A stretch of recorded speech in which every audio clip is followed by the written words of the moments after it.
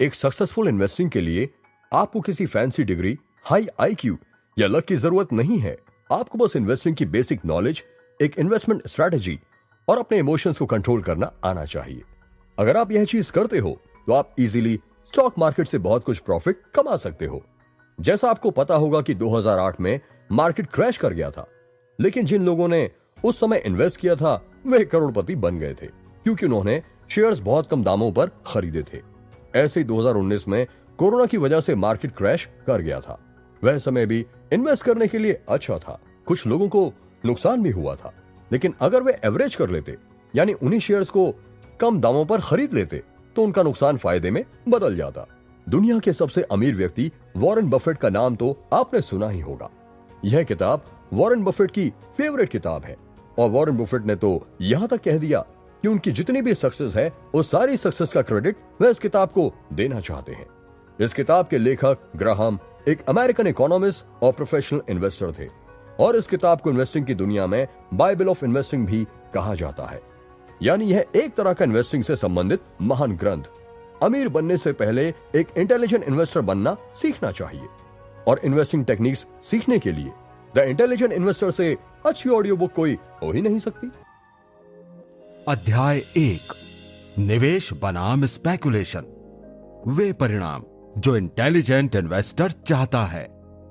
इस अध्याय में उन विचारों का खाका दिया जाएगा जिन्हें हम आगे पुस्तक में उल्लेखित करेंगे। शुरुआत में हमारी इच्छा खास तौर पर गैर पेशेवर निजी निवेशक के लिए उचित पोर्टफोलियो पॉलिसी अवधारणा को विकसित करना है। निवेश बनाम स्पेकुलेशन, निवेशक का क्या मतलब है? पूरी पुस्तक में शब्द को स्पेकुलेटर के विपरीत इस्तेमाल किया जाएगा। बहुत पहले 1934 में हमारी पुस्तक सिक्योरिटी एनालिसिस में हमने इन दोनों के बीच स्पष्ट अंतर को दर्शाने का प्रयास किया था, जो कि ये था: निवेश क्रिया वो है जिसमें विश्लेषण के माध्यम से मूल पूंजी की सुरक्षा और समुचित रिटर्न को तय किया जाता है। जिन कार्यों में इसकी आवश्यकता नहीं पड़ती वो स्पेकुलेशन है। हम इस परिभाषा पर अगले 38 वर्षों तक दृढ़ रहे, लेकिन इस अवधि में निवेशक शब्द के उपयोग में जो आमूल चूल परिवर्तन हुए उन पर चर्चा करना उपयुक्त होगा। 1929-1932 में बाजार में बड़ी गिरावट के बाद सभी सामान्य शेयरों को मोटे तौर पर स्पेकुलेटिव प्रकृति का माना जाने लगा। यानी कि एक प्रमुख अधिकारी ने साफ तौर पर कहा था कि निवेश के लिए केवल बॉन्ड्स ही खरीदने चाहिए। इसलिए हमें तब अपनी परिभाषा को इस आरोप से बचाना पड़ा था कि इसने निवेश की धारणा को काफी व्यापक बना दिया था। अब हमें अलग तरह की चिंता है। हमें अपने पाठकों को इस आम शब्द जाल को स्वीकार करने से बचाना है जो शेयर बाजार में किसी को भी और हर किसी को निवेशक बना देते हैं। अपने पिछले संस्करण में हमने जून 1962 की अपनी प्रसिद्ध वित्त पत्रिका के आमुख लेख के निम्न शीर्षक का दृष्टांत दिया था: छोटे निवेशकों में मंदी का रुख, बहुत ज्यादा शॉर्ट सेलिंग में जुटे। अक्टूबर 1970 में इसी पत्रिका में असावधान निवेशकों पर आलोचनात्मक संपादकीय का प्रकाशन हुआ था जो इस वक्त खरीदने की होड़ में शामिल थे। ये उद्धरण उस श्रम को साफ तौर पर दर्शाते हैं जो निवेश और स्पेकुलेशन शब्दों के उपयोग में अनेक वर्षों में प्रमुख रहा है। हमारी ऊपर बताई निवेश की परिभाषा पर विचार करें और फिर इसकी तुलना समाज के एक गैर अनुभवी सदस्य द्वारा किसी स्टॉक के कुछ शेयरों की बिक्री से करें, जिसे ये भी ना पता हो कि वो क्या बेच रहा है। इस सदस्य को काफी हद तक भावनात्मक आधार पर विश्वास हो कि वो उन्हें बहुत ही कम भाव पर फिर खरीद लेगा। इस बिंदु पर यह कहना अप्रासंगिक नहीं होगा कि जब 1962 में ये लेख बाजार में आया तब तक बाजार में पहले ही बड़ी गिरावट आ चुकी थी और अब वो नई शानदार तेजी की तैयारी में था। ये शॉर्ट सेलिंग का जितना संभव हो सके उतना बुरा वक्त था। अधिक सामान्य अर्थों में बाद में इस्तेमाल हुए असावधान निवेशक शब्द को कई बार खर्चीला कंजूस जैसे हास्यजनक विरोधाभास के तौर पर लिया जा सकता है, जो शरारत नहीं बस भाषा का दुरुपयोग है। अखबार निवेशक शब्द का उसी तरह से उपयोग करते हैं क्योंकि वॉल स्ट्रीट की सरल भाषा में प्रतिभूति यानी सिक्योरिटी खरीदने या बेचने वाला हर व्यक्ति निवेशक होता है, फिर भले ही वो कुछ भी या किसी भी उद्देश्य से या किसी भी भाव पर या नकद या मार्जिन किसी पर भी खरीद रहा हो। इसकी तुलना 1948 में जनता के सामान्य शेयरों के प्रति दृष्टिकोण से कीजिए, जब प्रश्न पूछे जाने वालों में 90% ने सामान्य शेयरों की खरीद का विरोध किया था। उनमें से आधे लोगों ने इसका कारण इसका असुरक्षित और जुए जैसा होना और शेष आधों ने इसकी जानकारी ना होना कारण बताया। निश्चित ही ये विडंबना है। हालांकि हैरानी नहीं कि कई तरह के सामान्य शेयर की खरीद को आमतौर पर काफी हद तक अत्यधिक स्पेक्युलेटिव या जोखिमपूर्ण माना जाता था, वो भी उस वक्त जब वे इसे अत्यधिक आकर्षक आधार पर बेच रहे होते थे। और जल्दी ही इतिहास की सबसे बड़ी बढ़त शुरू होने ही वाली थी। इसके उलट तथ्य ये भी था कि वस्तुतः वे स्पष्ट रूप से बीते अनुभवों के कारण खतरनाक स्तर माने जाने वाले स्तर से आगे बढ़ गए थे, जो निवेश में परिवर्तित हो गया था और शेयर खरीदने वाली सारी जनता निवेशक हो गई थी। साधारण शेयरों में निवेश और स्पेकुलेशन के बीच का अंतर हमेशा से उपयोगी रहा है और इसका लुप्त होना चिंता का कारण होता है। हमने अक्सर वॉल स्ट्रीट को बतौर संस्थान ये सलाह दी है कि वो इस अंतर को पुनः स्थापित करे तथा जनता के साथ अपने सभी कारोबार में इस पर जोर दे, अन्यथा स्पेकुलेशन से भारी हानि का दोष किसी न किसी दिन स्टॉक एक्सचेंज पर ही आएगा और इसने शिकार बने लोगों को समुचित चेतावनी नहीं दी।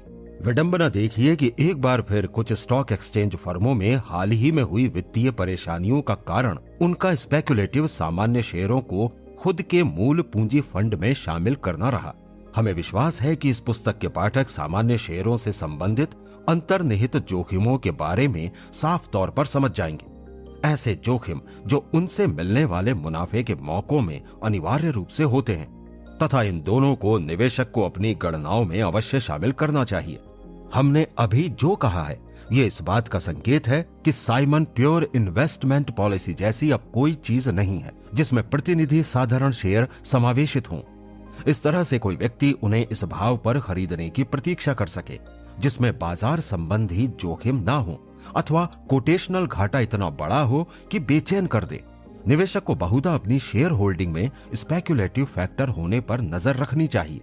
ये उसका काम है कि वो इस घटक को न्यूनतम सीमा में रखे और वित्तीय और मानसिक तौर पर बुरे से बुरे परिणामों के लिए तैयार रहे जो कम या लंबी अवधि के भी हो सकते हैं।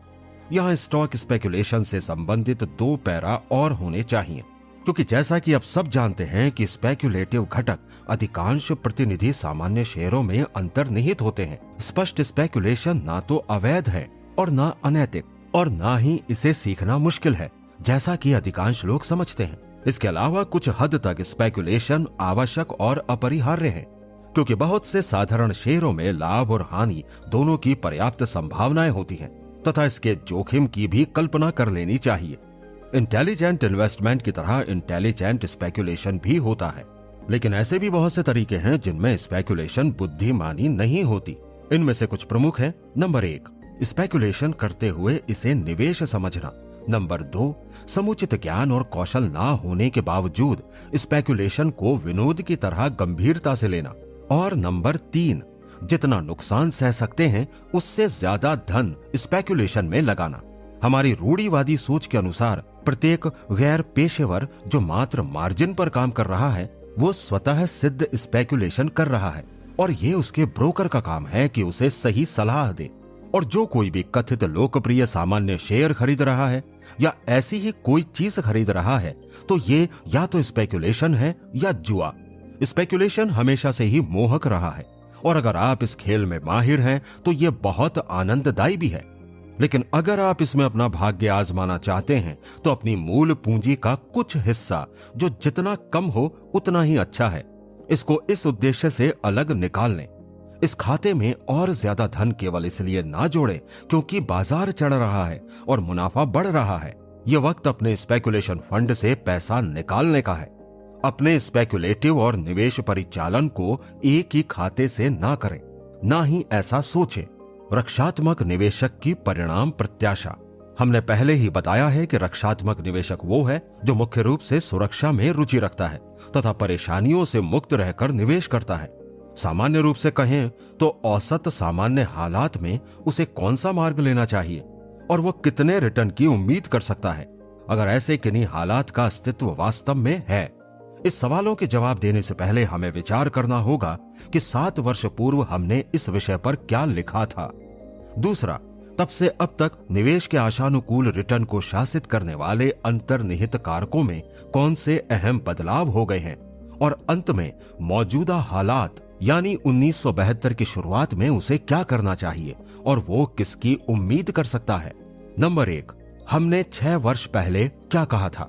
हमने अनुशंसा की थी कि निवेशक अपनी होल्डिंग्स को हाई ग्रेड बॉन्ड्स और प्रमुख सामान्य शेयरों में बांट दे, जिसमें बॉन्ड्स का अनुपात 25% से कम तथा 75% से अधिक ना हो, तथा सामान्य शेयरों के लिए इससे उलट अनिवार्य रूप से सच होगा। इसका सरलतम विकल्प दोनों के बीच 50-50 का अनुपात बनाए रखना चाहिए, जिसमें तब समानता को संतुलित करना होगा जब बाजार गतिविधियां इसमें लगभग 5% का बदलाव कर दें। वैकल्पिक पॉलिसी के तौर पर वो अपने सामान्य शेयरों को 25% तक कम करने का चयन कर सकता है अगर उसे महसूस हो कि बाजार में खतरनाक स्तर की तेजी है, और इससे उलट ये इसे अधिकतम 75% तक बढ़ा सकता है अगर उसे लगे कि शेयर के भाव में गिरावट उन्हें अत्यधिक आकर्षक बना रही है। 1965 में निवेशक 4.5% हाई ग्रेड टैक्सेबल बॉन्ड और 3.5% अच्छे टैक्स फ्री बॉन्ड्स ले सकते थे। प्रमुख सामान्य शेयरों पर यह लाभांश रिटर्न 892 के DJIA के साथ केवल लगभग 3.2% था। ये और अन्य तथ्य सावधान करते हैं। हमने कहा था कि बाजार सामान्य स्तर पर हो तो निवेशक अपने खरीदे शेयरों पर शुरुआती लाभांश रिटर्न 3.5% और 4.5% के बीच हासिल कर सकेगा, जिसमें लगभग उसी राशि की प्रतिनिधि स्टॉक सूची के अंतर्निहित मूल्य में लगातार वृद्धि और सामान्य बाजार भाव में इन्हें जोड़ा जाना चाहिए। इससे लाभांशों और अधिमूल्यनों को जोड़कर 7.5% सालाना रिटर्न मिलेगा। बॉन्ड्स और स्टॉक्स में आधा आधा विभाजन आयकर में कटौती से पहले करीब 6% लाभ देगा। हमने जोड़ा था कि बड़े पैमाने पर मुद्रास्फीति के कारण क्रय शक्ति के नुकसान के खिलाफ स्टॉक घटक में उचित स्तर की सुरक्षा करें। इसका उल्लेख किया जाना चाहिए कि उपरोक्त अंकगणित शेयर बाजार के बढ़ने के बहुत कम दर की उम्मीद को व्यक्त करता है, जबकि इससे कहीं ज्यादा बढ़त 1949 और 1964 के बीच हासिल कर ली गई थी। सूचीबद्ध स्टॉक्स के लिए ये दर शानदार थी। उनमें औसत बढ़त 10% से ज्यादा थी। इसे सामान्य तौर पर गारंटी के हिसाब से देखा जाता था कि ऐसे ही संतोषजनक परिणाम आने वाले समय में मिलेंगे जिन पर भरोसा किया जा सकता है। कुछ ही लोग इस संभावना पर गंभीरता से विचार करने को तैयार थे कि अतीत में बढ़ने की उच्च दरों का मतलब है कि स्टॉक की कीमतें अब बहुत अधिक है, और इसलिए कि 1949 के बाद आश्चर्यजनक परिणामों का मतलब भविष्य के लिए बहुत अच्छे नहीं बल्कि बुरे परिणाम हैं। नंबर 2, वर्ष 1964 से अब तक क्या हुआ। 1964 के बाद सबसे बड़ा बदलाव ये हुआ कि फर्स्ट ग्रेड बॉन्ड्स की ब्याज दरों में रिकॉर्ड उच्च स्तर की वृद्धि हुई। हालांकि 1970 के न्यूनतम भाव के मुकाबले काफी रिकवरी हो चुकी है। अच्छे संस्थागत शेयरों पर प्राप्त रिटर्न अब लगभग 71.2% है, जो 1964 के 41.2% से अधिक ही है।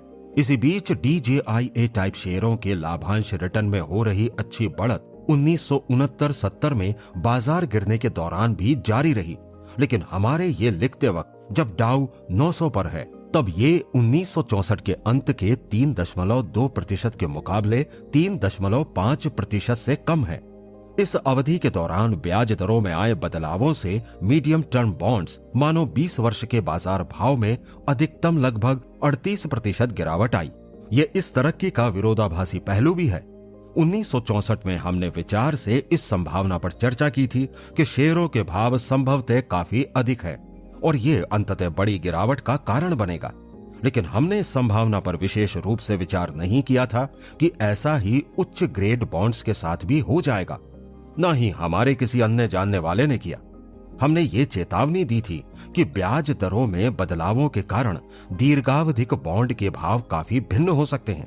तब से जो कुछ भी हो रहा है उस आलोक में सोचें तो इस चेतावनी पर संबंधित उदाहरणों सहित अपर्याप्त रूप से जोर दिया जा रहा है, क्योंकि तथ्य ये है कि अगर निवेशक के पास 1964 में DJIA में 874 के बंद भाव पर उक्त राशि होती तो 1971 के अंत में उसे बहुत थोड़ा सा मुनाफा हुआ होता। यहां तक कि 1970 के न्यूनतम स्तर यानी 631 पर उसकी सांकेतिक हानि अच्छे दीर्घावधिक बॉन्ड से कम रहती। दूसरी ओर अगर वो अपने बॉन्ड सरीखे निवेश को US savings bonds, short term corporate issue या सेविंग्स अकाउंट तक सीमित रखता तो इस अवधि के दौरान उसकी मूल पूंजी के बाजार मूल्य में कोई हानि नहीं होती। वो इससे अधिक रिटर्न हासिल करता जो किसी अच्छे शेयर से प्राप्त होता। इस तरह ये पता चलता है कि 1964 में नकद तुल्य निवेश साधारण शेयरों से ज्यादा बेहतर साबित हुए, जबकि मुद्रास्फीति भी थी जो सिद्धांततः शेयरों को नकद से प्रधान मानती है। अच्छे दीर्घावधिक बॉन्ड्स की उद्धृत प्रधान मूल्य में कमी का कारण मुद्रा बाजार के घटनाक्रम थे, एक दुर्बोध्य क्षेत्र जिसका साधारणतः व्यक्ति की निवेश पॉलिसी पर कोई अहम प्रभाव नहीं होता। ये समय के साथ मिलने वाले अनुभवों की अनंत श्रृंखला में से बस एक है जो ये दर्शाती है कि प्रतिभूतियों के भावी भाव का पूर्वानुमान नहीं लगाया जा सकता। लगभग हमेशा ही बॉन्ड्स में शेयरों के भाव की तुलना में बहुत कम अस्थिरता रहती है। निवेशक आमतौर पर बिना बाजार मूल्य में अधिक बदलाव की परवाह किए कितने भी वक्त में परिपक्व होने वाले अच्छे बॉन्ड्स को खरीद सकते हैं। इस नियम में कुछ अपवाद भी थे जिसे 1964 के बाद की अवधि ने साबित भी कर दिया। हम आगामी अध्यायों में बॉन्ड के भाव परिवर्तन के बारे में और भी बहुत कुछ बताना चाहेंगे। नंबर 3, 1971 के अंत और 1972 की शुरुआत में उम्मीदें और नीतियां। 1971 का अंत होने तक अच्छे मध्यावधिक कॉर्पोरेट बॉन्ड्स पर 8% कराधीन ब्याज और अच्छी राज्य और निगम प्रतिभूतियों पर कर मुक्त 5.7% ब्याज पाना संभव था। लघु आवधिक के क्षेत्र में निवेशकों को अमेरिकी सरकार के 5 वर्षीय इशू पर लगभग 6% मिल जाता था। इस दूसरे तरीके में क्रेता को उसके बाजार मूल्य में संभावित नुकसान की चिंता नहीं रहती थी, क्योंकि उसे अंत में शॉर्ट होल्डिंग अवधि की तुलना में 6% ब्याज रिटर्न सहित संपूर्ण धनराशि वापस मिलना निश्चित रहता था। 1971 में DJIA के 900 के आवर्ती मूल्य स्तर पर केवल 3.5% रिटर्न मिलता था। मान लीजिए हमें आज पहले की ही तरह यह आधारभूत नीतिगत फैसला करना है कि पूंजी को हाई ग्रेड बॉन्ड्स या अन्य कथित नकद तुल्य और प्रमुख DJIA टाइप शेयरों के बीच किस तरह विभाजित करें। तो अगर हमारे पास निकट भविष्य में बड़ी बढ़ोतरी या बड़ी गिरावट का पूर्वानुमान का कोई ठोस कारण ना हो तो मौजूदा हालात में हम कौन सा रास्ता लेंगे। मान लीजिए हम अनुमान लगाते हैं कि अगर कोई गंभीर प्रतिकूल बदलाव नहीं होते तो सुरक्षात्मक निवेशकों को अपने शेयरों पर चालू 3.5% लाभांश रिटर्न तथा लगभग 4% की औसत वार्षिक वृद्धि का विश्वास रखना चाहिए। हम ये बाद में स्पष्ट करेंगे कि इस वृद्धि का आधार अनिवार्य रूप से विभिन्न कंपनियों का वार्षिक गैर वितरित मुनाफे की राशि को पुनः निवेशित करना होता है। कर पूर्व आधार पर उसके शेयरों का संयुक्त रिटर्न औसतन 7.5% हो सकता है, जो उसके हाई ग्रेड बॉन्ड से थोड़ा कम है, तथा कर पश्चात आधार पर शेयरों पर औसत रिटर्न 5.3% के करीब आएगा। यह लगभग उतना ही है जितना किसी अच्छे टैक्स फ्री मध्यावधिक बॉन्ड्स पर मिल सकता है। आज ये उम्मीदें 1964 में विश्लेषण की तुलना में बॉन्ड्स के मुकाबले शेयरों की कम पक्षधर हैं।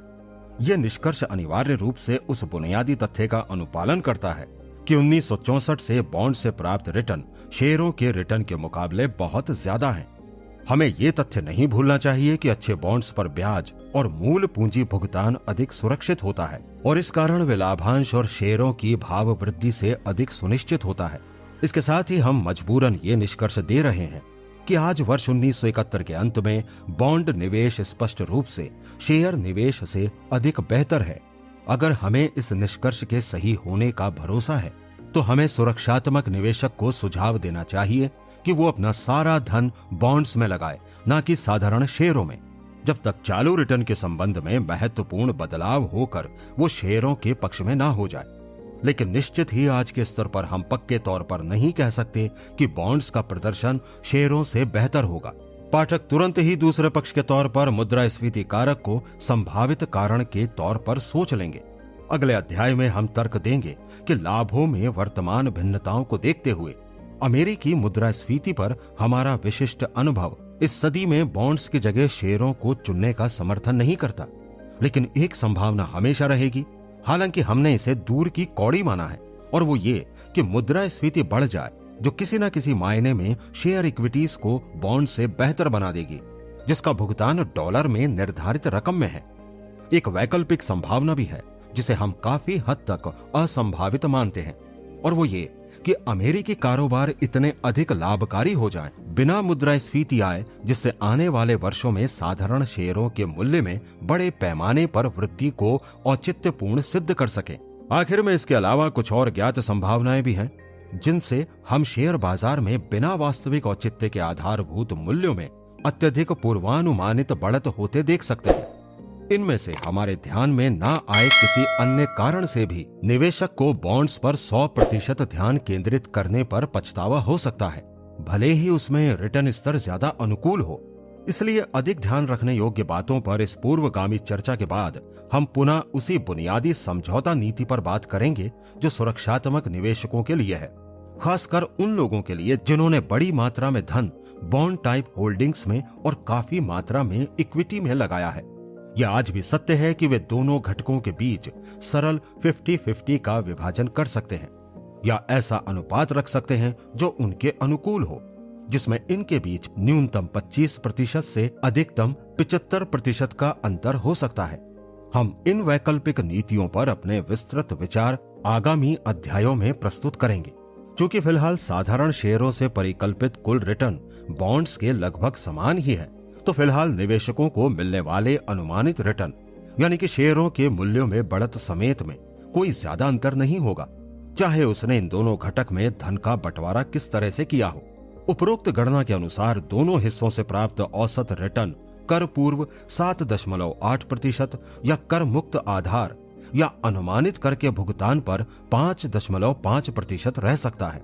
इस व्यवस्था से मिलने वाला रिटर्न उससे अधिक होगा जो एक पारंपरिक रूढ़िवादी निवेशक ने पूर्व दीर्घावधि में पाया होगा। ये 1949 के बाद से 20 वर्षों के दौरान मुख्य रूप से तेजी बाजार से प्राप्त लगभग 14% रिटर्न के लिहाज से अनाकर्षक लग सकता है, लेकिन ये याद रखना होगा कि 1949 और 1969 के बीच DJIA का भाव 5 गुना से ज्यादा हुआ है, जबकि इसकी कमाई और लाभांश 2 गुने हुए हैं। अतः इस अवधि के दौरान आकर्षक बाजार रिकॉर्ड का कारण मुख्य रूप से निवेशकों और सटोरियों की मानसिकता में आया बदलाव था, न कि इनका आधारभूत कॉर्पोरेट मूल्य। इसे कुछ हद तक बूटस्ट्रैप ऑपरेशन भी कहा जा सकता है।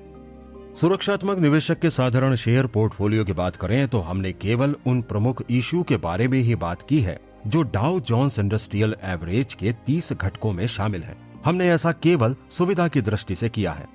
इससे यह कहीं साबित नहीं होता कि केवल ये 30 इशू ही खरीदने के योग्य हैं। वास्तव में ऐसी और भी अनेक कंपनियां हैं जिनकी गुणवत्ता डाउ जोन्स की सूची में शामिल कंपनियों के औसत के बराबर या उससे बढ़कर ही है। इनमें पब्लिक यूटिलिटी कंपनियां भी शामिल हैं जिन्हें डाउ जोन्स का भिन्न एवरेज दर्शाता है। लेकिन यहाँ मुख्य बिंदु ये है कि सुरक्षात्मक निवेशकों का कुल परिणाम किसी भी अन्य विविधात्मक या प्रतिनिधि सूची से बहुत अलग नहीं होना चाहिए, या ये कहना ठीक रहेगा कि ना तो वो और ना ही उसके सलाहकार ये सुनिश्चित पूर्वानुमान कर सकते हैं कि अंततः उनके बीच कितना फर्क हो सकता है। ये सच है कि दक्ष या चतुर निवेश की कला विशेष रूप से इशू के चयन में निहित है, जिससे सामान्य बाजार से अधिक बेहतर रिटर्न हासिल किया जा सके। अन्य कहीं विकसित होने वाले कारणों को देखते हुए हमें सुरक्षात्मक निवेशकों के औसत से बेहतर परिणाम हासिल करने की क्षमता पर संदेह रहता है, जो वास्तव में खुद उनके संपूर्ण प्रदर्शन पर पानी फेरने जैसा है। हमारा संदेह विशेषज्ञों द्वारा बड़ी धनराशि के प्रबंधन तक विस्तृत है। हम अपनी बात को एक उदाहरण देकर स्पष्ट करते हैं जो पहले पहल देखने में ठीक इसके विपरीत प्रतीत होता है। दिसंबर 1960 से दिसंबर 1970 के बीच DJIA में 616 से 839 या 36% की वृद्धि हुई, लेकिन इसी अवधि के दौरान इससे कहीं अधिक बड़े स्टैंडर्ड एंड पुअर के 500 शेयरों के सूचकांक में 58.11 से 92.15 या 58% की वृद्धि हुई। स्पष्ट है कि दूसरा ग्रुप खरीद के लिहाज से पहले ग्रुप से बेहतर था, लेकिन 1960 में कौन इतना दुस्साहसी होता कि ये भविष्यवाणी कर सके कि सभी तरह के साधारण शेयरों में जो कई तरह का वर्गीकरण प्रतीत होता है, वो सटीक रूप से डाउ के भव्य 30 तानाशाहों से बेहतर प्रदर्शन कर सकेगा। हम जोर देकर कहते हैं कि इससे साबित होता है कि केवल कुछ ही लोग भावों के बदलाव के पूर्ण या सापेक्ष विश्वसनीय पूर्वानुमान लगा सकते हैं। हम यहाँ बिना किसी झिझक के फिर से दोहराते हैं कि ये चेतावनी बार बार नहीं दी जा सकती कि निवेशक को नए या कैसे भी प्रचलित इशू अर्थात जिन्हें मुनाफे के लिए अनुशंसित किया गया हो, उन्हें खरीदते वक्त औसत से बेहतर परिणामों की आशा नहीं करनी चाहिए। दीर्घावधि में इसके उलट होना लगभग सुनिश्चित होता है। सुरक्षात्मक निवेशक को खुद को मजबूत वित्तीय स्थिति में लाभकारी परिचालन का लंबा रिकॉर्ड रखने वाली महत्वपूर्ण कंपनियों के शेयरों तक सीमित रखना चाहिए। कोई भी प्रतिभूति विश्लेषक जो अपने काम में माहिर हो इस तरह की सूची बना सकता है। आक्रामक निवेशक अन्य तरह के साधारण शेयर भी खरीद सकते हैं, लेकिन वे भी बुद्धिमत्ता विश्लेषण पर आधारित आकर्षक आधार वाले होने चाहिए। इस खंड को समाप्त करते हुए हम यहाँ सुरक्षात्मक निवेशक की 3 सहायक अवधारणाओं या अभ्यासों का संक्षेप में उल्लेख करना चाहेंगे। पहला, अपने सामान्य शेयर पोर्टफोलियो के निर्माण के विकल्प रूप में सुव्यवस्थित निवेश फंड के शेयर खरीदना। वो किसी आम ट्रस्ट फंड या कमिंग लैड फंड्स का भी उपयोग कर सकता है, जिनका परिचालन अनेक राज्यों में ट्रस्ट कंपनियां और बैंक करते हैं। या अगर उसके पास धन ज्यादा हो तो वो मान्यता प्राप्त निवेश सलाहकार फर्म की सेवाओं का उपयोग करे। इससे उसे अपने निवेश प्रोग्राम पर मानक रेखा सहित पेशेवर प्रबंधन प्राप्त होगा। तीसरा उपकरण है डॉलर कॉस्ट एवरेजिंग, जिसका बस यही मतलब है कि व्यक्ति सामान्य शेयरों में प्रति माह या हर तिमाही समान संख्या में डॉलर निवेश करे। इस तरह से वो उस वक्त ज्यादा शेयर खरीदेगा जब बाजार नीचे हो, बजाय इसके जब बाजार में बढ़त हो, और अंत में उसे अपनी सभी होल्डिंग्स पर संतोषप्रद कुल कीमत हासिल होगी। वास्तव में ये इस पद्धति से व्यापक नजरिया काम करता है जिसे फॉर्मूला इन्वेस्टिंग कहते हैं। ये बात हमने अपने सुझाव में पहले ही बताई है कि बाजार गतिविधि से उलट संबंध रखते हुए निवेशक को अपने सामान्य शेयरों में न्यूनतम 25% से अधिकतम 75% के बीच विविधता रखनी होगी। ये विचार सुरक्षात्मक निवेशक के लिए अहम है और इन पर आगामी अध्यायों में विस्तार से चर्चा होगी। आक्रामक निवेशक कैसे परिणामों की उम्मीद रखता है? निश्चित ही हमारा उद्यमशील प्रतिभूति खरीदार अपने सुरक्षात्मक या शांत साथियों से अधिक बेहतर परिणाम पाने की उम्मीद रखता होगा, लेकिन सबसे पहले उसे यह तय करना चाहिए कि उसे बदतर परिणाम ना मिले। वॉल स्ट्रीट में ऐसा होना कठिन नहीं कि पूरी ऊर्जा, अध्ययन और कार्यदक्षता हासिल करने के बाद भी अंत में फायदे की जगह नुकसान हो जाए। ये गुण अगर गलत दिशाओं में प्रवाहित होने लगे तो अक्षमताओं से अलग करने या जानने के योग्य नहीं रहेंगे। इसलिए यह बहुत जरूरी है कि उद्यमशील निवेशक इस साफ सोच के साथ शुरुआत करे कि किस प्रणाली में तर्कसंगत ढंग से सफल होने की ज्यादा संभावना है और किस में नहीं। सबसे पहले हमें कुछ ऐसे तरीकों पर विचार करना होगा जिनसे निवेशक और स्पेक्युलेटर्स आम तौर पर औसत से बेहतर परिणाम पाने का प्रयास करते हैं। इनमें शामिल है नंबर 1, बाजार में ट्रेडिंग। सामान्य तौर पर इसका अर्थ बढ़ने के दौरान बाजार में शेयर खरीदना और इनके कम होने के बाद बेचना है। जिन शेयरों को चुना जाता है उनमें बाजार औसत से अधिक बेहतर रुख होता है। कम संख्या में कुछ निवेशक सतत रूप से शॉर्ट सेलिंग करते रहते हैं। यहाँ वे उन इशू को बेचते हैं जो फिलहाल उनके पास नहीं होते, लेकिन वे इन्हें स्टॉक एक्सचेंजों के स्थापित तंत्र द्वारा उधार लेते हैं। उनका उद्देश्य इन इशू के भाव में आने वाली गिरावट से लाभ उठाना होता है। वे ऐसा उन्हें बेचने के भाव से कम भाव पर खरीद कर करते हैं, जैसा कि वॉल स्ट्रीट जर्नल में पृष्ठ 19 पर हमारी उक्ति संकेत करती है। नंबर 2, लघु आवधिक चयनात्मक। इसका मतलब उन कंपनियों के शेयर खरीदना है जिनकी आय बढ़ने की रिपोर्ट आ रही है या इसकी उम्मीद है या जिनके लिए कुछ अनुकूल हालात होने की प्रत्याशा की जा रही है। नंबर 3, दीर्घावधिक चयनात्मक। इसमें आमतौर पर अतीत में तरक्की के शानदार रिकॉर्ड पर जोर रहता है जिसके भविष्य में भी जारी रहने की संभावना हो। कुछ मामलों में निवेशक खुद ऐसी कंपनियों को चुनता है जिन्होंने अभी तक प्रभावशाली परिणाम ना दर्शाए हों, लेकिन बाद में उनके उच्च अर्जन शक्ति स्थापित करने की संभावना हो। ऐसी कंपनियां किसी तकनीकी क्षेत्र में अक्सर मिल जाती, जैसे कंप्यूटर्स, दवाइयां, इलेक्ट्रॉनिक, और वे अक्सर ऐसी नई प्रक्रियाएं या उत्पाद विकसित कर रही होती हैं जो विशेष रूप से संभावनाशील माने जा रहे होते हैं। हमने पहले ही निवेशक के इन गतिविधि क्षेत्रों में पूर्ण सफलता की संभावना के प्रति नकारात्मक दृष्टिकोण व्यक्त किया है। सबसे पहले तो हम सैद्धांतिक और वास्तविक दोनों ही धरातलों पर इन निवेश क्षेत्रों को खारिज करते हैं। शेयर ट्रेडिंग ऐसा परिचालन नहीं है जो विश्लेषण के आधार पर मूल धन की सुरक्षा और संतोषजनक रिटर्न प्रदान करता है। शेयर ट्रेडिंग के बारे में और बातें आगामी अध्यायों में बताई गई हैं। कम या लंबी अवधि के सबसे ज्यादा संभावनाशील शेयर तलाशने के प्रयास में निवेशक को दो तरह की बाधाओं का सामना करना पड़ता है। पहला, मानव की दोष क्षमता और दूसरा, स्पर्धा की प्रकृति। भविष्य का अनुमान लगाने में वो गलत हो सकता है और अगर वो सही भी होता है तो चालू बाजार भाव पहले ही वो दर्शाने लगेंगे जिसका उसने अनुमान लगाया था। लघु आवधिक चयनात्मक के क्षेत्र में कंपनी के चालू वर्ष के परिणाम आम तौर पर वॉल स्ट्रीट पर सबको पता होते हैं। अगले वर्ष के परिणाम काफी हद तक पूर्व कथनीय होते हैं और उन पर पहले ही काफी विचार किया जा रहा होता है।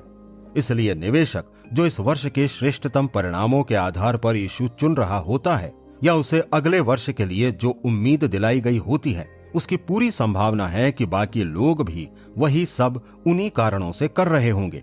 अपनी दीर्घावधिक संभावनाओं के लिए शेयर चुनते वक्त निवेशकों की दुश्वारियां बुनियादी रूप से एक जैसी ही रहती हैं। पूर्वानुमान में त्रुटि की स्पष्ट संभावना होना, जैसा हमने अपने एयरलाइन उदाहरण में दर्शाया है, निश्चित ही तब ज्यादा होती है जब हम लघु आवधिक कमाई का प्रयास कर रहे हों, क्योंकि विशेषज्ञ ऐसी भविष्यवाणियां करने में गुमराह हो जाते हैं। सैद्धांतिक रूप से निवेशक के लिए संभव है कि वो उस वक्त सही पूर्वानुमान लगाकर फायदा उठा सके जब पूरे वॉल स्ट्रीट में गलत अनुमान लगा रहा हो, लेकिन ये केवल सैद्धांतिक होगा। कितने उद्यमशील निवेशक कुशाग्र बुद्धि पर भरोसा कर सकते हैं या उनके पास पेशेवर विश्लेषकों को उनके दीर्घावधिक भावी आय के पसंदीदा खेल में अनुमान लगाने में मात देने वाला भविष्यवाणी का उपहार होता है। इस तरह हम तार्किक और उलट पुलट करने वाले निष्कर्ष तक पहुंच सकते हैं कि सतत रूप से औसत से बेहतर परिणाम पाते रहने के यथोचित अवसर का आनंद लेने के लिए निवेशक को दो नीतियों का पालन अवश्य करना चाहिए। नंबर 1, बुनियादी रूप से मजबूत और संभावनाशील, तथा नंबर 2, वॉल स्ट्रीट पर लोकप्रिय ना हो। क्या उद्यमशील निवेशक के लिए भी कोई ऐसी नीतियां हैं? पुनः सैद्धांतिक रूप से इसका जवाब हां है और ऐसा मानने के काफी कारण हैं कि ऐसा वास्तव में करने पर भी जवाब सकारात्मक रहेगा। हर कोई जानता है कि साधारण बाजार में स्पेक्युलेटिव शेयरों के भाव बार बार दोनों दिशाओं में से किसी में काफी आगे तक जाते हैं। कम से कम एकल इशू में ऐसा हर वक्त होता है। इसके अलावा एक साधारण शेयर रुचि की कमी या अन्यायपूर्ण प्रचलित पूर्वाग्रह के कारण अंडर वैल्यू हो सकता है। इसके अलावा एक साधारण शेयर रुचि की कमी या अन्यायपूर्ण प्रचलित पूर्वाग्रह के कारण अंडर वैल्यू हो सकता है। अगर हम आगे जाकर आकलन करें तो पाएंगे कि सामान्य शेयरों में ट्रेड करने वालों में ज्यादातर लोग इसकी एक रूपरेखा से दूसरे के बीच अंतर नहीं कर पाएंगे। इस पुस्तक में हम ऐसे अनेक उदाहरण देने वाले हैं जो भाव और मूल्य के बीच विसंगतियों को दर्शाएंगे। इस तरह ऐसा लगता है कि कोई भी बुद्धिमान व्यक्ति जो गणना में अच्छा हो, उसके लिए वॉल स्ट्रीट पिकनिक के जैसा है, जहां उसे अन्य लोगों की मूर्खताओं से आमोद प्रमोद करना है। भले ही ऐसा लगता हो, लेकिन किसी कारण ये इतना सरल नहीं है। मुनाफे के लिए एक अपेक्षित और इस कारण अंडर वैल्यू शेयर को खरीदना लंबा और धैर्य रखने वाला अनुभव है, तथा उस लोकप्रिय शेयर को शॉर्ट में बेचना जो ओवर वैल्यू हो जाए न केवल व्यक्ति के साहस और सहन शक्ति की परीक्षा होता है, बल्कि ये व्यक्ति की पॉकेट बुक की गहराई भी नापता है। ये सिद्धांत ठोस है, इसका सफलतापूर्वक उपयोग करना असंभव नहीं है, लेकिन इस कला को साधना आसान नहीं है। इसके अलावा ऐसी भी अनेक विशेष परिस्थितियां होती हैं जिनमें 20% या इससे बेहतर वार्षिक रिटर्न पाने में कई वर्ष लग जाते हैं, जिसमें उन लोगों को न्यूनतम जोखिम होता है जो इस क्षेत्र में अपना काम करने का तरीका जानते हैं। वे इसमें इंटर सिक्योरिटी आर्बिट्रेज, भुगतान या चल निधि का आकलन, विशेष तरह के सुरक्षात्मक हेज को भी शामिल करते हैं। इनमें सबसे आम स्थिति प्रस्तावित विलय या अधिग्रहण होती है, जिसमें उन शेयरों का मूल्य उनकी घोषणा की तारीख से बहुत ज्यादा होता है। बीते कुछ वर्षों में ऐसे सौदों की संख्या में काफी इजाफा हुआ है और ये विशेषज्ञों के लिए अत्यंत लाभकारी समय होना चाहिए था। लेकिन बहुत सारी विलय घोषणाओं के साथ ही विलय में अनेक गतिरोध भी आए, जिससे कई बार ये सौदे हो नहीं पाए। इस तरह ऐसे विश्वसनीय परिचालन में भी व्यक्तियों को नुकसान हुआ। इसके अतिरिक्त शायद बहुत अधिक स्पर्धा होने से मुनाफे की दर भी घट गई। इन विशिष्ट परिस्थितियों में लाभ का घटना आत्मविनाश की प्रक्रिया जैसा प्रतीत होता है, जो रिटर्न घटने के नियम जैसा है, जो इस पुस्तक को लिखने के दौरान विकसित हुआ। 1949 में हम पिछले 75 वर्षों में शेयर बाजार में आए उतार चढ़ावों का एक अध्ययन प्रस्तुत कर सकते थे, जिसने एक फॉर्मूले का समर्थन किया था, जिसके तहत आय और वर्तमान ब्याज दरों के आधार पर DJIA को उसके केंद्रीय या आंतरिक मूल्य से नीचे खरीदने और ऐसे मूल्य से ऊपर बेचने का स्तर निर्धारित किया जा सकता था। यहां रॉथस्चाइल्ड के आदर्श वाक्य buy cheap and sell dear का उपयोग किया था, और इसमें एक ये भी सुविधा थी कि यह वॉल स्ट्रीट द्वारा आरोपित और घातक आदर्श वाक्य कि शेयरों को तब खरीदना चाहिए जब भाव चढ़ रहे हों और इसलिए बेचें क्योंकि उनके भाव गिर रहे हैं, इसके सीधे विपरीत था। आखिरकार 1949 के बाद से यह फॉर्मूला बेकार हो गया। दूसरा उदाहरण शेयर बाजार की गति से संबंधित मशहूर डाउ थ्योरी थी, जिसमें तुलना के लिए 1897 से 1933 के बीच के शानदार परिणामों को दर्शाया गया था, और 1934 से ही इसका प्रदर्शन सवालों के घेरे में था। अनमोल अवसरों के वर्तमान में उपलब्ध ना होने का तीसरा और अंतिम उदाहरण वॉल स्ट्रीट में हमारे अपने परिचालन में पूरा जोर इसी पर रहता था कि ऐसे बार्गेन इशू खरीदे जाएं जिन्हें केवल इस तथ्य द्वारा पहचाना जा सकता था कि उन्हें प्लांट अकाउंट और अन्य आस्तियों पर ध्यान दिए बिना तथा पहले ही शेयरों की सभी देयताओं को कम करने के बाद उनकी शुद्ध चालू आस्ति यानी कार्यशील पूंजी से कम पर बेचा जा रहा होता था। ये स्पष्ट था कि इन इशू को उनके निजी व्यवसाय होने के कारण उद्योग मूल्यों से काफी कम पर बेचा जा रहा था। कोई भी मालिक या अधिसंख्य धारक अपने शेयरों को इतने हास्यास्पद कम भाव पर बेचने के बारे में सोचेंगे भी नहीं। लेकिन अजीब बात है कि ऐसी विसंगतियों को तलाशना कठिन नहीं है। 1957 में बाजार में एक सूची प्रकाशित हुई, जिसमें इस प्रकार के लगभग 200 इशू दर्शाए गए थे। व्यवहारिक रूप से ये सस्ते इशू विभिन्न तरीकों से लाभकारी साबित हुए, और इसका औसत वार्षिक परिणाम अन्य अधिकांश निवेश विकल्पों से अधिक लाभप्रद साबित हुआ। लेकिन अगले ही दशक इनके साथ ही उद्यमशील निवेशकों का विश्वसनीय, चतुरतापूर्ण और सफल परिचालन क्षेत्र भी शेयर बाजार से गायब हो गया। तत्पश्चात 1970 में पुनः कम भाव पर ऐसे सब वर्किंग कैपिटल इशू बड़ी संख्या में प्रकट हुए, और बाजार में बड़ी रिकवरी के बाद भी वर्ष के अंत तक इतने इशू शेष थे जिससे पूरा पोर्टफोलियो तैयार किया जा सकता था। आज के हालात में उद्यमशील निवेशक के लिए औसत से बेहतर परिणाम पाने के विभिन्न अवसर मौजूद हैं। बिक्री के योग्य प्रतिभूतियों की लंबी सूची में ऐसे शेयरों की संख्या शामिल होनी चाहिए जिन्हें तार्किकता और यथोचित विश्वसनीय पैमाने पर अंडर वैल्यू माना जा सकता है। इनसे औसतन DJIA या ऐसी ही किसी अन्य प्रतिनिधि सूची के मुकाबले ज्यादा संतोषजनक परिणाम मिल सकते हैं। हमारे विचार से इन्हें तलाशना जब व्यर्थ है, अगर इससे निवेशक अपने पोर्टफोलियो के शेयर वाले हिस्से में टैक्स पूर्व औसतन लगभग 5% से अधिक के वार्षिक रिटर्न की आशा न रख सके। हमें ऐसे और भी दृष्टिकोण विकसित करने का प्रयास करना होगा जिनका सक्रिय निवेशक शेयरों के चयन में उपयोग कर सके। अध्याय 1 पर टिप्पणी। ब्लैज पास्कल का कहना है, संपूर्ण मानवीय अप्रसन्नता केवल एक चीज से जन्म लेती है, ये पता ना होना कि कमरे में आराम से कैसे रहा जाए। क्या आप जानते हैं कि न्यूयॉर्क स्टॉक एक्सचेंज में बाजार बंद होने की घंटी बजने पर ब्रोकर क्यों खुश हो जाते हैं, फिर चाहे उस दिन बाजार कैसा भी रहा हो? क्योंकि जब भी आप ट्रेड करते हैं वे पैसे बनाते हैं, फिर चाहे आपने धन कमाया हो या नहीं। निवेश की जगह स्पेकुलेशन करने से आप अपने संपत्ति निर्माण की संभावनाएं कम करके किसी दूसरे की संभावनाएं बढ़ाते हैं। ग्राहम की निवेश की परिभाषा स्पष्ट है। निवेश कार्य वो है जो विश्लेषण के माध्यम से मूल पूंजी की सुरक्षा और समुचित रिटर्न का वादा करता है। ध्यान दें कि ग्राहम के अनुसार निवेश करने में 3 तत्व समान रूप से मौजूद हैं। आपको शेयर खरीदने से पहले उस कंपनी और उसकी आधारभूत कारोबारी मजबूती का गहन विश्लेषण करना चाहिए। आपको सोच समझकर गंभीर नुकसानों से अपना बचाव करना होगा। आपको असाधारण नहीं बल्कि पर्याप्त प्रदर्शन की आकांक्षा करनी चाहिए। निवेशक शेयर की कीमत की गणना उसके कारोबारी मूल्य के आधार पर करता है। वहीं स्पेकुलेटर दांव लगाता है कि शेयर का भाव ऊपर जाएगा क्योंकि कोई दूसरा उसके लिए अधिक भुगतान करने को तैयार होगा। जैसा कि ग्राहम ने एक बार कहा था कि निवेशक बाजार भाव का अनुमान मूल्य मानक के आधार पर करेगा, जबकि स्पेकुलेटर बाजार भाव को अपना मूल्य मानक आधार बनाता है। स्पेकुलेटर के लिए शेयर के भावों का निरंतर प्रवाह ऑक्सीजन के जैसा है, इसे रोकिए और वे खत्म हो जाएंगे, जबकि निवेशक के लिए उसका महत्व ज्यादा नहीं है, जिसे ग्राहम कोटेशनल मूल्य कहते थे।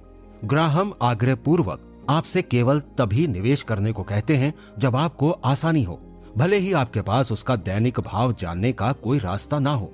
कसीनो में दांव लगाने या घुड़दौड़ में पैसा लगाने की तरह बाजार स्पेकुलेशन भी रोमांचक या लाभकारी हो सकता है अगर आप सौभाग्यशाली हैं, लेकिन संपत्ति निर्माण के लिए ये कल्पना योग्य सबसे बेकार तरीका है, क्योंकि वॉल स्ट्रीट भी लॉस वेगस अथवा रेस ट्रैक जैसा है। ये ऐसी असमानताएं उत्पन्न करता है कि बाजार हमेशा कायम रहे। अंत में ये उन सभी के खिलाफ हो जाता है जिन्होंने अपने सट्टे के खेल से बाजार को मात देने का प्रयास किया था। वहीं दूसरी ओर निवेश एक अलग तरह का कसीनो वन है, जहां अंत में आपकी हार नहीं होती। जब तक आप खेल को नियमों के अनुसार खेलते रहेंगे, तब तक असमानताएं भी आपके पक्ष में रहेंगी। जहां निवेश करने वाले अपने लिए धन कमाते हैं, वहीं स्पेकुलेट करने वाले अपने दलालों के लिए पैसा बनाते हैं। यही कारण है कि वॉल स्ट्रीट हमेशा निवेश के स्थायी गुण की जगह स्पेकुलेशन के बनावटी आकर्षण का प्रचार करते हैं। तेज गति में असुरक्षा। ग्राहम स्पेकुलेशन और निवेश में श्रमित होने के प्रति सावधान करते हैं कि ये हमेशा से एक गलती है। 1990 के दशक में ये श्रम बड़ी बर्बादी का कारण बना।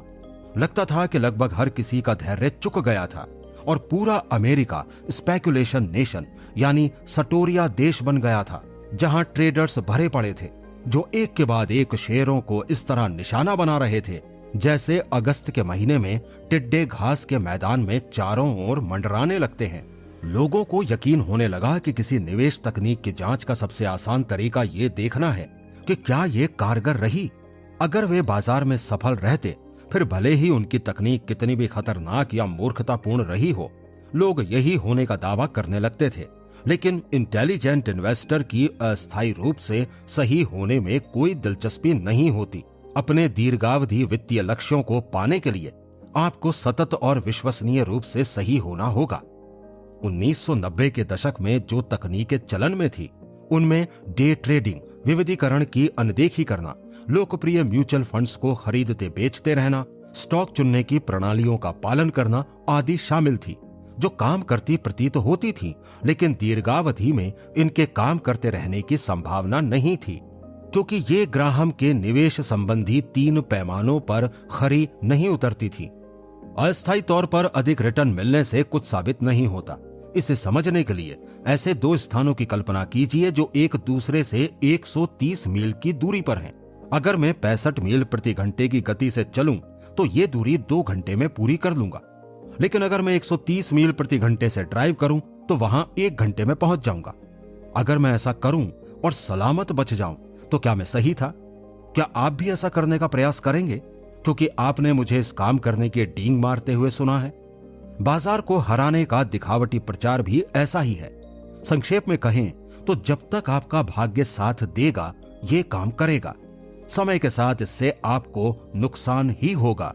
1973 में जब ग्राहम ने इंटेलिजेंट इन्वेस्टर को अंतिम बार संशोधित किया था, तब न्यूयॉर्क स्टॉक एक्सचेंज की वार्षिक टर्नओवर दर 20% थी, अर्थात एक पारंपरिक शेयर धारक अपने पास 5 साल रखने के बाद शेयर को बेचता था।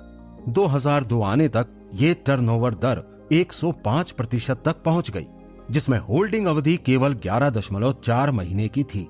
पहले 1973 में औसत म्यूचुअल फंड लगभग 3 वर्ष तक स्टॉक पर रहता था, लेकिन 2002 आते आते ये स्वामित्व अवधि सिकुड़कर केवल 10.9 महीने की रह गई। ऐसा लगता था कि म्यूचुअल फंड मैनेजर अपने स्टॉक्स का इतना अध्ययन ये पता लगाने के लिए कर रहे थे कि उन्हें वे खरीदने ही नहीं चाहिए थे। ऐसे में वे फौरन उन्हें बेच देते और फिर से एक नई शुरुआत करते। यहाँ तक कि सबसे सम्मानित मनी मैनेजमेंट फर्में भी आपा खोने लगी। 1995 की शुरुआत में फिडेलिटी मैगलन, जो कि उस वक्त दुनिया का सबसे बड़ा म्यूचुअल फंड था, उसके मैनेजर जेफरी विनिक की परिसंपत्तियों में टेक्नोलॉजी सेक्टर के 42.5% शेयर थे। विनिक ने कहा, उनके ज्यादातर शेयर धारकों ने फंड में जिन लक्ष्यों के लिए निवेश किया है वे वर्षों दूर है। मुझे लगता है मेरा और उनका लक्ष्य एक ही है और उन्हें भी मेरी ही तरह यही लगता है कि दीर्घावधि का तरीका सबसे बेहतर है। लेकिन उच्च नैतिकता के ये शब्द लिखने के 6 महीने बाद ही विनिक ने अपने लगभग सारे टेक्नोलॉजी शेयर बेच दिए और 8 उन्मादी सप्ताहों में उन्होंने तकरीबन $19 बिलियन कीमत के शेयर बेचे। दीर्घावधि के लिहाज से ये काफी कुछ था। 1999 में आते आते फिडेलिटी का डिस्काउंट ब्रोकरेज डिवीजन अपने ग्राहकों को पाम हैंडहेल्ड कंप्यूटरों द्वारा कहीं से भी कभी भी ट्रेड की सुविधा दे रहा था, जो फर्म के नए स्लोगन हर सेकंड कीमती है से पूरी तरह मेल खाता था। तथा नैस्डैक एक्सचेंज में टर्नओवर की गति अत्यधिक तेज रही। जैसे कि 1999 में प्यूमा टेक्नोलॉजी के शेयर औसतन हर 5.7 दिन में खरीदे बेचे जाते रहे। नैस्डैक के भव्य आदर्श वाक्य the stock market for the next 100 years, इसके बावजूद उसके अनेक ग्राहकों ने शेयरों को अपने पास 100 घंटे भी नहीं रखा। वित्तीय वीडियो गेम वॉल स्ट्रीट ने ऑनलाइन ट्रेडिंग को ऐसा बना दिया कि वो तुरंत नोट छापने का तरीका लगने लगा। डिस्कवर ब्रोकरेज सम्मानित फर्म मॉर्गन स्टैनली की ऑनलाइन शाखा ने एक टीवी विज्ञापन चलाया जिसमें गंदे कपड़े पहने टो ट्रक ड्राइवर एक समृद्ध दिखते नौकरी पेशा को लिफ्ट देकर ले जा रहा है। उसके डैशबोर्ड पर उष्ण कटिबंधीय समुद्र तट की फोटो देखकर वो नौकरी पेशा पूछता है, यहाँ छुट्टियों पर जाओगे? ड्राइवर जवाब देता है, वैसे ये मेरा घर है। हैरान होकर नौकरी पेशा पूछता है, ये तो एक द्वीप है। शांत विजयी मुद्रा के साथ ड्राइवर जवाब देता है, तकनीकी रूप से ये एक देश है। प्रचार इससे भी आगे बढ़ गया। ऑनलाइन ट्रेडिंग में कुछ नहीं करना होता और ना ही कुछ विचारना होता है। ऑनलाइन ब्रोकर अमेरी ट्रेड के टीवी विज्ञापन में 2 घरेलू महिलाओं को जॉगिंग से वापस आते दिखाया गया। उनमें से एक अपने कंप्यूटर पर लॉगिन करती है, कुछ एक बार माउस क्लिक करती है और उल्लासित होकर बोलती है, मैंने अभी अभी $1,700 कमा लिए। वाटर हाउस ब्रोकरेज फर्म के टीवी विज्ञापन में एक व्यक्ति बास्केटबॉल कोच फिल जैक्सन से पूछता है, क्या आप ट्रेड के बारे में जानते हैं? वे जवाब देते हैं, मैं अभी यही करने जा रहा हूं। जैक्सन की एनबीए टीम कितने गेम जीत पाती अगर उन्होंने इसी दर्शन को खेल में भी आजमाया होता कि दूसरी टीम के बारे में कुछ नहीं जानना, लेकिन ये कहना कि मैं उनके साथ अभी खेलने को तैयार हूं, ये चैंपियन बनने का फॉर्मूला नहीं लगता। 1999 आने तक लगभग 6 मिलियन लोग ऑनलाइन ट्रेडिंग करने लगे थे और उनमें से तकरीबन 10% इंटरनेट का उपयोग कर तीव्र गति से क्रय विक्रय करते हुए डे ट्रेडिंग कर रहे थे। शोबिज जगत की बारबरा स्ट्राइसेंट से लेकर क्वींस न्यूयॉर्क में पहले वेटर का काम कर चुके 25 वर्षीय निकोलस बिरबास भी शेयर कारोबार कर रहे थे। बिरबास ने हंसते हुए कहा, पहले मैं दीर्घावधि में निवेश कर रहा था, लेकिन फिर मुझे लगा कि इसमें कोई समझदारी नहीं। अब बिरबास दिन में 10 बार ट्रेड करने लगे और उन्हें वर्ष भर में $1 लाख कमाने का अनुमान था। मुझे अपने लाभ हानि के कॉलम में लाल रंग देखना पसंद नहीं। स्ट्राइसेंट ने फॉर्च्यून को दिए अपने साक्षात्कार में चौंकाते हुए कहा, मैं वृषभ राशि की बुल हूं, इसलिए मुझे लाल रंग पसंद नहीं। लाल रंग दिखते ही मैं फौरन अपने शेयर बेच देती हूं। शेयरों से संबंधित डेटा को निरंतर शराब खानों और नाई की दुकानों, रसोई से लेकर कैफे, टैक्सी कैब से लेकर ट्रक स्टेशनों तक पहुंचाकर वित्तीय वेबसाइटों और वित्त टीवी ने शेयर बाजार को एक अंतहीन राष्ट्रीय वीडियो गेम बना दिया। जनता खुद को बाजार का इतना जानकार मानने लगी जितना पहले कभी नहीं थी। दुर्भाग्य से जब लोग डेटा में डूब रहे थे, वहां ज्ञान कहीं नहीं था। शेयर उनसे पूरी तरह से अलग थे। जिन कंपनियों ने उन्हें जारी किया था, पूर्ण कपोल कल्पना सिर्फ टीवी या कंप्यूटर स्क्रीन पर ब्लिप की तरह गुजरने वाले। अगर यह ब्लिप ऊपर जाता तो फिर कुछ मायने नहीं रखता था। 20 दिसंबर 1999 को जूनो ऑनलाइन सर्विस ने एक अत्याधुनिक कारोबारी योजना पेश की। उद्देश्य पूर्वक जितना हो सके उतना पैसा गंवाना। जूनो ने घोषणा की कि वो अब से अपनी किसी भी रिटेल सेवा के लिए कोई पैसा नहीं लेगा। ईमेल निशुल्क, इंटरनेट उपयोग निशुल्क, और अगले वर्ष विज्ञापन में कई मिलियन डॉलर खर्च किए जाएंगे। इस कॉरपोरेट आत्महत्या की घोषणा के बाद 2 ही दिनों में जूनो के शेयर का भाव $16.375 से बढ़कर $66.75 तक पहुंच गया। किसी कारोबारी के लाभकारी होने के बारे में जानने की जरूरत नहीं थी, या वो कंपनी क्या उत्पाद बनाती थी या सेवा देती थी, या उसके प्रबंधन में कौन था, या कंपनी का नाम क्या था। इस बारे में जानना भी जरूरी नहीं था। आपको शेयरों के बारे में बस इस लुभावने कोड के टिकर संकेतों को जानना था, यानी कि CBLT, INKT, PCLN, TGLO, VRSN और WBVN। इस तरह आप उन्हें और भी तेजी से खरीद सकते थे, जिसके लिए आपको इंटरनेट सर्च इंजन पर उन्हें देखने में होने वाली 2 सेकंड की कष्टप्रद देरी की भी आवश्यकता नहीं थी। 1998 के अंत में एक छोटी सी, शायद ही कभी ट्रेड हुई भवन रखरखाव कंपनी कैम्को सर्विसेज का भाव कुछ ही मिनट में 3 गुना होकर रिकॉर्ड ऊंचाई तक पहुंच गया। क्यों? एक अजीब से वित्तीय डिसलेक्सिया में आकर हजारों ट्रेडर्स ने कैम्को को खरीद लिया। उन्होंने उसके TMCO टिकर संकेत को भूलवश टिक मास्टर ऑनलाइन यानी कि TMCS समझ लिया। जो इंटरनेट का ऐसा चहेता था जिसके शेयर उस दिन पहली बार ट्रेड होना शुरू हुए थे। ऑस्कर वाइल्ड ने मजाक किया था कि एक निंदक हर चीज का भाव तो जानता है, लेकिन उसे मूल्य किसी का भी नहीं पता। इस परिभाषा में शेयर बाजार हमेशा से निंदनीय रहा है, लेकिन 1990 के दशक के अंत में इसने खुद ऑस्कर को ही चौंका दिया होता, जब भाव पर इकलौती अधकचरी राय किसी एक कंपनी के शेयर का भाव 2 गुना कर सकती थी, जबकि उसका मूल्य पूरी तरह अज्ञात होता था। 1998 के अंत में CIBC ओपनहाइमर के विश्लेषक हेनरी ब्लॉडेट ने सावधान किया था कि इंटरनेट के सभी शेयरों को देखते हुए स्पष्ट है कि मूल्यांकन विज्ञान से ज्यादा कला है। तब भविष्य में विकास की संभावनाओं का हवाला देते हुए उन्होंने Amazon.com के लिए अपने लक्षित भाव को एक ही बार में $150 से बढ़ाकर $400 कर दिया। उस दिन Amazon.com में 19% की बढ़त हुई, जबकि ब्लॉडेट ने विरोध करते हुए कहा कि उनका लक्षित भाव पूरे वर्ष के लिए पूर्वानुमान था, जबकि वो मात्र 3 सप्ताह में $400 को पार कर गया। 1 वर्ष बाद पैन वेबर के विश्लेषक वॉल्टर पीसिक ने भविष्यवाणी की कि अगले 12 महीनों में क्वेलकॉम का शेयर $1000 तक हो जाएगा। ये शेयर उस वर्ष पहले ही 1842% की बढ़त लिए हुए था। इसी दिन 31% और बढ़ा, जिससे ये शेयर $659 पर पहुंच गया। फॉर्मूले से नाकामयाबी तक। लेकिन केवल बेतहाशा ट्रेडिंग करना ही एकमात्र स्पेकुलेशन नहीं है। बीते दशक या कुछ अधिक के दौरान एक के बाद एक स्पेकुलेशन फॉर्मूला प्रचारित प्रसिद्ध होने के बाद रद्दी साबित होते गए। उन सब में ये बात समान थी, सबसे तेज होना, सबसे आसान होना और नुकसान रहित होना। और ये सभी ग्राहक के निवेश और स्पेकुलेशन के बीच के पैमानों में से कम एक का तो उल्लंघन करते ही थे। ऐसे नाकाम प्रचलित फार्मूलों में से कुछ निम्न हैं। कैलेंडर से कमाई, जनवरी प्रभाव, वर्ष बदलने के साथ ही छोटे शेयरों से बड़े फायदा पाने का रुख करता है। ये बात 1980 के दशक में छपने वाले सभी विद्वतापूर्ण लेखों और प्रसिद्ध पुस्तकों में खूब प्रचारित की जाती थी। ये अध्ययन दर्शाते थे कि अगर आप दिसंबर मध्य के बाद छोटे शेयर लें और इन्हें जनवरी तक अपने पास रखें, तो इससे आपको बाजार में 5 से 10% बिंदु का मुनाफा होगा। इससे अनेक विशेषज्ञ हैरान थे।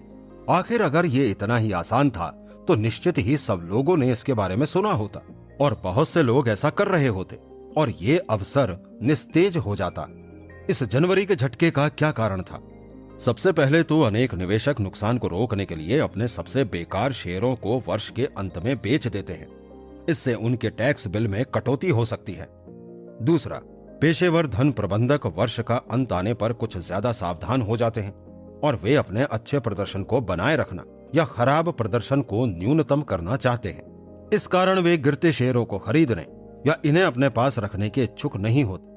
और अगर ये खराब प्रदर्शन करने वाले शेयर बहुत छोटा या अप्रसिद्ध हो तो धन प्रबंधक अपनी वर्षांत सूची में इसकी मौजूदगी दिखाने को लेकर और भी अनिच्छुक होता है।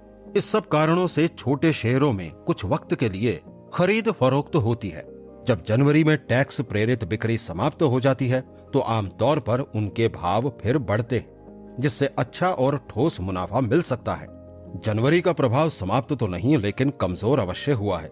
रोचेस्टर विश्वविद्यालय में फाइनेंस के प्रोफेसर विलियम श्वेर्ट के अनुसार अगर आप दिसंबर के अंत में छोटे शेयर खरीदते हैं और उन्हें जनवरी की शुरुआत में बेचते, तो आप बाजार को 1962 से 1979 के बीच 8.5% बिंदु, 1980 से 1989 के बीच 4.4 बिंदु और 1990 से 2000 के बीच 5.8 बिंदु तक मात दे देते। चूंकि बहुत से लोग जनवरी प्रभाव के बारे में जान गए, इसलिए ज्यादा ट्रेडर दिसंबर में छोटे शेयर खरीदने लगे, जिससे खरीद फरोख्त कम होने लगी। इससे रिटर्न भी कम मिलने लगा। साथ ही जनवरी प्रभाव सबसे छोटे शेयरों में सबसे ज्यादा होता है। लेकिन ब्रोकरेज व्यय में प्रमुख स्थान रखने वाले फ्लेक्सस ग्रुप के अनुसार ऐसे छोटे शेयरों को खरीदने और बेचने का कुल व्यय आपके निवेश के 8% तक होता है। दुर्भाग्य से जब आप अपने ब्रोकर को भुगतान करते हैं, तब जनवरी प्रभाव से मिला संपूर्ण मुनाफा गंवा देते हैं। जो कारगर रहे वो करो। 1996 में जेम्स ओशानेसी नामक अनजाने से मनी मैनेजर ने what works on wall street शीर्षक से एक पुस्तक प्रकाशित की। इसमें उन्होंने तर्क दिया कि निवेशक बाजार से बेहतर प्रदर्शन कर सकते हैं। ओशानेसी ने एक चौंका देने वाला दावा किया।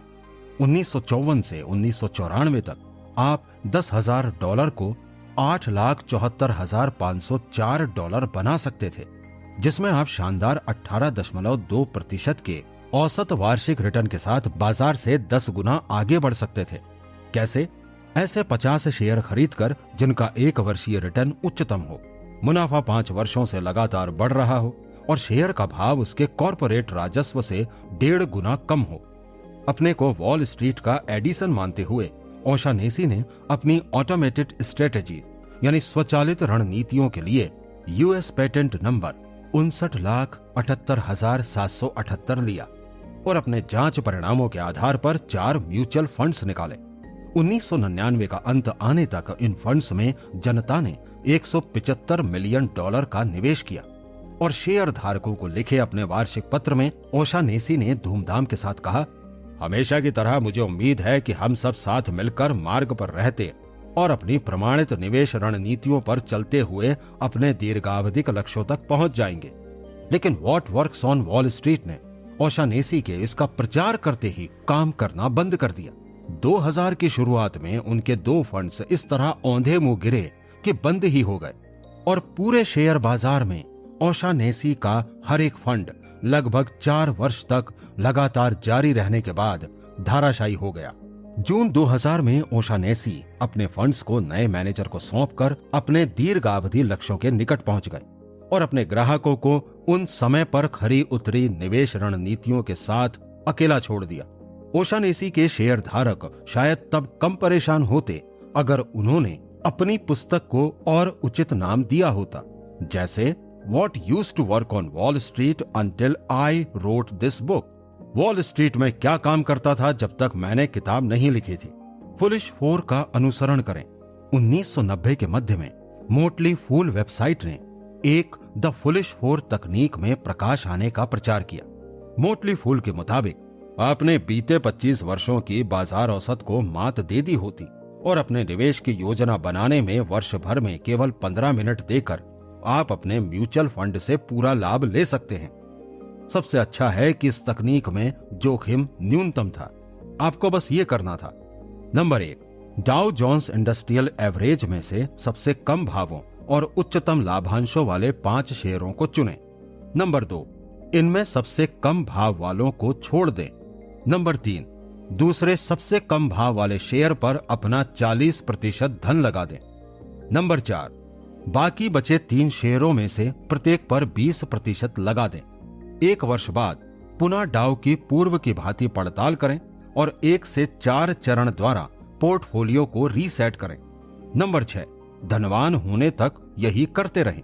मोटली फूल का दावा था कि 25 वर्षों में इस तकनीक से बाजार को 10.1% सालाना बिंदु तक मात दी जा सकती थी।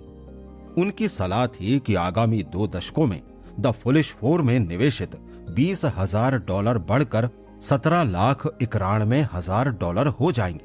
और उनका यह भी दावा था कि आप तब भी बेहतर कर सकेंगे जब आप डाउ जोन्स के 5 सर्वाधिक लाभांश अनुपात वाले शेयरों के भाव से वर्गमूल निकालें और इनमें सबसे अधिक वाले को छोड़ दें और बाकी 4 को खरीद लें। चलिए देखते हैं कि क्या यह रणनीति ग्राहम की निवेश की परिभाषा पर खरी उतरती है।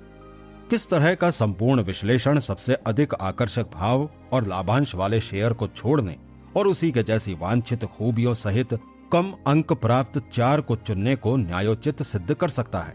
अपनी कुल पूंजी का 40% किसी एक शेयर में निवेश करने में जोखिम न्यूनतम कैसे हो सकता है तथा केवल 4 शेयरों वाला पोर्टफोलियो इतना विविध कैसे हो सकता है जिससे मूलधन को पर्याप्त सुरक्षा मिल सके। संक्षेप में कहें तो फुलिश 4 शेयर चुनने के अब तक गढ़े गए फॉर्मूलों में सबसे हास्यास्पद है। फूल्स ने भी वही गलती की जो ओशानेसी ने की थी। अगर आप काफी सारे डेटा को लंबे समय तक देखते रहें तो इसमें संयोगवश अनेक पैटर्न उभरते दिखाई देंगे। औसत से बेहतर शेयर रिटर्न उत्पन्न करने वाली कंपनियों में केवल भाग्य से ही कुछ चीजें एक जैसी हो सकती, लेकिन अगर ये कारक शेयरों के बेहतर प्रदर्शन के कारक ना रहे हों तो इन्हें भावी रिटर्न की भविष्यवाणी करने में उपयोग नहीं किया जा सकता। मोटली फूल्स ने जिन्हें धूमधाम से खोजा उनमें से किसी भी कारक, सबसे अच्छे अंक वाले शेयर को छोड़ना, दूसरे उच्चतम अंक को आगे ले जाना, लाभांश यील्ड को शेयरों के भाव के वर्गमूल से विभाजित करना, ये संभवतः शेयर के भावी प्रदर्शन को नहीं जाना जा सकता या ये इसका कारण भी नहीं हो सकते। मनी पत्रिका ने पाया कि जिस पोर्टफोलियो में किसी शब्द के दोहराव वाले शेयरों के नाम नहीं होते वे भी द फुलिश 4 जितना बेहतरीन प्रदर्शन करते, जिसका वही कारण था, यानी कि भाग्य। जैसा कि ग्राहम हमेशा हमें याद दिलाते रहते हैं कि भविष्य में शेयरों के अच्छा या बुरा करने का बस यही कारण है कि उनके पीछे का व्यवसाय अच्छा या बुरा कर रहा है, ना इससे ज्यादा ना इससे कम। यही वास्तविकता है कि बाजार को कुचलने की जगह द फुलिश 4 ने उन हजारों लोगों को कुचल दिया जो ये विश्वास करके मूर्ख बन गए थे कि ये निवेश करने का कोई तरीका है। केवल 2000 में ही 4 foolish share caterpillar, Eastman Kodak, SBC और जनरल मोटर्स में 14% की गिरावट आई, जबकि डाउ केवल 4.7% गिरा था। जैसा कि उदाहरण दर्शाता है कि केवल एक चीज है जिस पर वॉल स्ट्रीट में मंदी के बाजार का कभी असर नहीं होता और वो है बासी विचार। ये सभी कथित निवेश नजरिए ग्राहम के नियम के शिकार बने। उच्च अर्जन वाले शेयर प्रदर्शन के सभी यांत्रिक फॉर्मूले एक किस्म की आत्मघाती प्रक्रिया है जो रिटर्न कम करने वाले नियम जैसी है। रिटर्न के कम होने के 2 कारण होते हैं। अगर फॉर्मूला केवल बेतरतीब रणनीतिक तुक्कों जैसे कि द फुलिश 4 पर आधारित होता है तो गुजरता समय जता देगा कि वे शुरू से ही निरर्थक थे। वहीं दूसरी ओर अगर यह फॉर्मूला अतीत में कामयाब रहा हो जैसे कि जनवरी प्रभाव, तो इसका प्रचार करके बाजार के पंडित हमेशा इसकी भविष्य में ऐसा करने की क्षमता को भौंथरा और अक्सर समाप्त कर देते हैं। यही सब चीजें ग्राहम की उस चेतावनी को पुनः पुष्ट करती हैं कि आपको स्पेकुलेशन से वैसा व्यवहार करना चाहिए जैसा कि पुराना जुआरी अपनी कसीनो की यात्रा को समझता है। स्पेकुलेशन करते वक्त आपको इस भ्रम में नहीं रहना चाहिए कि आप निवेश कर रहे हैं। स्पेकुलेशन उस वक्त भीषण रूप से खतरनाक हो जाता है जिस क्षण आप इसे गंभीरता से लेने लगते हैं। आपको जिस राशि पर दांव खेलना है उस पर पूरी सख्ती से लगाम लगाएं। जैसा कि समझदार जुआरी $100 कैसीनो ले जाता है और बाकी धन अपने होटल के कमरे में सुरक्षित बंद रखता है, वैसे ही इंटेलिजेंट इन्वेस्टर अपने कुल पोर्टफोलियो का एक छोटा सा हिस्सा मैड मनी खाते में रखता है। हम में से अधिकांश लोगों के लिए अपनी कुल संपत्ति का 10% हिस्सा स्पेकुलेशन के जोखिम में लगाने योग्य अधिकतम मुनासिब राशि है। कभी भी अपने निवेश खाते की रकम को स्पेकुलेटिव खाते के धन के साथ ना जोड़ें। कभी भी अपनी स्पेकुलेटिव सोच को अपनी निवेश गतिविधियों तक नहीं पहुंचने दें और कभी भी अपनी आस्तियों में से 10% से ज्यादा को अपने मैड मनी अकाउंट में ना रखें, चाहे कुछ भी हो जाए, अच्छी हो या बुरी। जुए की प्रवृत्ति मानव स्वभाव का हिस्सा हो तो अधिकांश लोग उसके सामने लाचार हो जाते हैं, लेकिन आपको इससे दूर और बचकर रहना है। सबसे अच्छा तरीका यही है कि आप ये सुनिश्चित करें कि निवेश को स्पेकुलेशन के साथ भ्रमित करके अपने को मूर्ख नहीं बनने देंगे।